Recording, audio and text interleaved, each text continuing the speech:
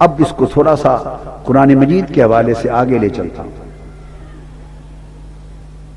سب سے پہلا معرکہ ایمان کا آدم علیہ السلام کی تخلیق کے وقت پیش آیا، اور اس وقت دو مسلک بن گئے۔ کیا؟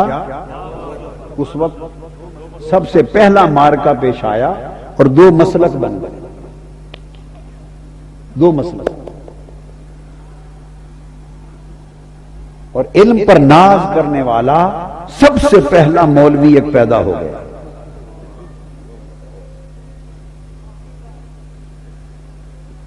عارف مولوی نہیں، فقیر مولوی نہیں، عاشق اور ادب والا مولوی نہیں، بس خالی روکھے علم پر ناز کرنے والا ایک مولوی پیدا ہو گیا۔ اس مارکے میں دو مسلک بنے۔ کیا؟ اللہ رب العزت نے فرمایا وَإِذْ قُلْنَا لِلْمَلَائِكَةِ اسْجُدُوا لِآدَمَ، اور ہم نے فرشتوں سے کہا آدم کو سجدہ کر، فَسَجَدُوا إِلَّا إِبْلِيسَ، سب نے سجدہ کیا سوائے ابلیس کے۔ اب جو بات بڑی باریک سمجھانا چاہتا ہوں، واقعہ تو آپ بچپن سے پڑھتے سنتے آ رہے ہیں، میں تو کچھ وہ بات بتاؤں گا نا جو پہلے پڑھی سنی نہیں ہے، تو ایسی بات ہی بتاؤں گا۔ وہ جو ہر وقت پڑھتے سنتے آ رہے ہیں اس کو ریپیٹ کرنے تو نہیں آیا۔ اب حکم دے دیا کہ سجدہ کرو، سب نے سجدہ کیا، ابلیس نے نہیں کیا۔ اس دن تک وہ ابلیس تھا، شیطان نہیں بنا تھا۔ اور علم کی بات کر رہا ہوں، اس کا منصب کیا تھا؟ معلم الملکوت تھا، فرشتوں میں رہتا تھا، اور سب سے بڑا صاحب علم ابلیس تھا۔ فرشتوں کا معلم استاد تھا، فرشتوں کا معلم تھا، ملائکہ تھا، تو سب سے بڑا اس وقت صاحب علم کون تھا؟ ابلیس۔ اس نے سجدہ نہ کیا۔ اب ایک بات ذہن میں رکھ لیں، اللہ پاک نے پوچھا ابلیس سے تم نے سجدہ کیوں نہیں کیا؟ اس نے کہا انا خیر منہ خلقتنی من نار وخلقتہ من طین، فرمایا میں اس کو سجدہ کیوں کروں، میں خود اس سے بہتر ہوں، کیونکہ مجھے تو نے آگ سے بنایا ہے، آدم کو تو نے مٹی سے بنایا ہے۔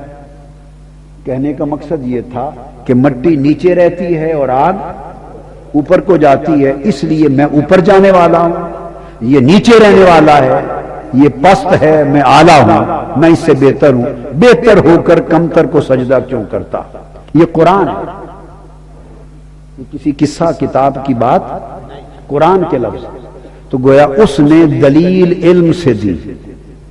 بولیے، اس نے دلیل، اور جو بات بتانا چاہتا ہوں، جتنا جملہ شیطان نے بولا اس میں واقعتاً کوئی بات غلط تھی؟ کیا آدم علیہ السلام مٹی سے نہیں بنے تھے؟ کیا ابلیس آگ سے نہیں بنا تھا؟ کیا آگ اوپر نہیں جاتی؟ کیا مٹی نیچے نہیں آتی؟ تو بیان علم کا سارا درست واقعات پر تھا، غلطی اور ٹھوکر کہاں کھائی؟ نتیجہ اخذ کرنا، یہ غلط۔ جو نتیجہ نکالا واقعہ درست تھا، مشاہدہ اور نتیجہ غلط تھا۔ اس نے کہا کہ میں بہتر ہوں اس سے، تو یہ بات علم کی تھی یا نہیں تھی؟ بولیے، جاننے کی تھی یا نہ جاننے کی تھی؟ یہ بات علم کی تھی۔ اور آدم علیہ السلام کو مٹی سے بنانا اللہ نے خود بیان فرمایا تھا، اور جب وہ مٹی سے بنائے گئے تو ابلیس بھی دیکھ رہا تھا، فرشتے بھی دیکھ رہے تھے، آنکھوں کے سامنے بنے تھے، اور اللہ پاک نے فرمایا تھا انی خالق بشرا من صلصال من حمأ مسنون۔ تو عرض یہ کر رہا تھا کہ اللہ پاک نے فرمایا انی خالق بشرا من صلصال من حمأ مسنون، کہ میں ایک بشر، ایک پیکر بشریت بنا رہا ہوں، اور کس چیز سے؟ من صلصال من حمأ مسنون، مٹی کا گارا، سیاہ رنگ کا، بودار، جو پک کر جل کر بودار ہو گیا ہے اور آواز دیتا ہے، اس بودار سیاہ مٹی کے گارے سے میں پیکر بشریت بنا رہا ہوں۔ اب جو بات ذہن میں رکھنے والی ہے تو اللہ پاک نے آدم علیہ السلام کا ذکر دو حوالوں سے کیا، ایک ان کے ظاہر کے حوالے سے، ظاہر کو پیکر بشریت قرار دیا اور اس پیکر بشریت کی تشکیل کے کیسے بنا، من سلسال من حمأ مسنون، ہر چیز بیان کر دی۔ اس طرح بودار سیاہ مٹی کا گارا، اس سے پیکر بشریت بنایا، یہ ظاہر آدم تھا، یہ ظاہر آدم تھا، بشریت بیان کی تھی۔ اور پھر فرمایا فَإِذَا سَوَّيْتُهُ وَنَفَخْتُ فِيهِ مِن رُّوحِي فَقَعُوا لَهُ سَاجِدِينَ، جب میں اس بشری پیکر کو مکمل کر لوں اور اس کے سارے اوصاف کے اندر توازن پیدا کر لوں اور ان کو اعتدال کر لے آؤں اور یہ مکمل ہو جائے تو پھر نفخت فیہ من روحی، پھر اس پیکر بشریت کے اندر میں اپنا نور پھونکوں گا، میں اپنا نور پھونکوں گا، روحی اپنی روح پھونکوں گا۔ اور فرمایا جب اپنے نور کا چراغ باطن آدم میں جلا لوں، ظاہر آدم ہے بشری پیکر اور باطن آدم ہے جس میں اللہ نے اپنے نور کا چراغ پھونکا ہے، فرمایا جب پھونک لوں فَقَعُوا لَهُ سَاجِدِينَ، تو سجدے میں گر جانا۔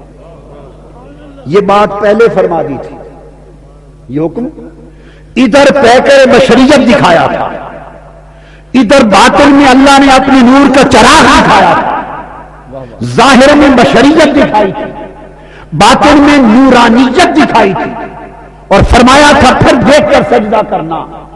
اب جب حکم سجدہ ہوا تو فرشتے سجدے میں گر گئے اور ابلیس اکڑ گیا، اس نے کہا میں سجدہ نہیں کرتا۔ تو دو باتیں ہوئی، تو پہلی بات تو یہ کہ جب اللہ نے پوچھا ابلیس سجدہ کیوں نہیں کیا، اس نے علم سے دلیل دی کہ سجدہ نہیں کیا اور اس کی وجہ اور دلیل بولیے یہ ہے، اس نے اپنے عقیدے کی، اپنے مشرب کی، اپنے مسلک کی، اپنے فیصلے کی اور اپنے عمل کی بنیاد علم کر رکھی۔ ابلیس سے پوچھا سجدہ کیوں نہیں کیا، اس نے علم کی بات کی، رب کائنات نے دھتکار دیا۔ اب فرشتوں سے پوچھا تم بولو، تو فرشتوں کا جواب قابل توجہ ہے، جواب قابل توجہ۔ پوچھا تم بولو، آدم علیہ السلام سے اشیاء کے نام بتائے گئے تھے، فرمایا تم بتاؤ یہ نام، انبئونی باسماء ہؤلاء، تم بولو، تم بھی نام بتاؤ۔ تو فرشتوں نے ہاتھ جوڑ دی، عرض کیا لا علم لنا، مولا سانو تو کچھ بھی نہیں پتا، ہمیں تو لا علم لنا۔ اس نے علم پر اعتماد کیا، دفع کر دیا گیا۔ فرشتوں سے پوچھا بتاؤ، جب کہا تم بھی یہ نام بتاؤ تو بولو عقل مانتی ہے کہ انہیں ایک نام بھی نہیں آتا ہوگا؟ میں خاص سوال کر رہا ہوں، ہزارہ اشیاء سامنے رکھی ہوں گی تو فرشتوں کو ان میں سے ایک کا نام بھی نہیں آتا ہوگا؟ بولو نا، بس 100 چیزوں میں سے 10 20 25 30 نام تو آتے ہی ہوں گے، کچھ آتے ہوں گے کچھ نہیں آتے ہوں گے۔ ہزارہ اشیاء میں سے چند 100 کے نام آتے ہوں گے، چند 100 کے نہیں آتے ہوں گے۔ ملائکہ تھے، رہتے تھے، اشیاء ان کے سامنے بنی تھی، یہ بات نہیں کہ انہیں کچھ پتا نہ تھا، علم تھا، علم انہیں بھی تھا، علم ابلیس کو بھی تھا، مگر ابلیس نے اپنے مسلک کا مدار علم پر رکھا۔ اور فرشتوں سے جب پوچھا تم بتاؤ، انہوں نے کہا لا علم لنا، مولا آسانو تو کچھ بھی نہیں پتا، اسی کچھ بھی نہیں جانتے۔ انہوں نے اپنے مسلک کا مدار علم کی نفی سے رکھا، انہوں نے اپنے حاصل شدہ علم کی نفی کر دی، ابلیس نے اپنے علم کا اثبات کر دیا، تو علم پر کھڑا ہونے والا مردود ہو گیا، اپنے علم کی نفی کرنے والے مقبول ہو گئے۔ نکتہ یہ نکلا کہ علم کی بات کرنے والا ایمان سے محروم ہو گیا، ایمان سے ہاتھ دھو بیٹھا، جو اس کا علم اللہ کی معرفت کا باعث نہ بن سکا، اور علم اپنے علم کی نفی کرنے والے کہ ہم تو کچھ بھی نہیں جانتے،